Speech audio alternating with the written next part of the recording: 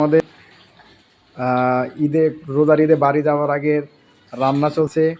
আজকে আমাদের এখানে যারা লেবার ছিল তাদেরকে খাওয়ানো হবে, মাত্র 10 জন লেবার। সেই জন্য আমরা 3.5 কেজি মাংস নিয়েছি। আমাদের আরও 4 কেজি পোলার চাল আছে, এখানে আলু আছে। আমাদের কন্ট্রাক্টর সাহেব খুব ক্লান্ত, সে ঘুমিয়ে পড়েছে। ওইদিকে দেখতে পাচ্ছি আলতাফ ভাইও ঘুমিয়ে পড়ছে। এই যে আমাদের হেড কুক মোহাম্মদ জাকির ভাই এখন এখানে রান্না করতেছে। ভাই এখানে কি কি মশলা ব্যবহার করেছেন? এখানে মশলা ব্যবহার করছি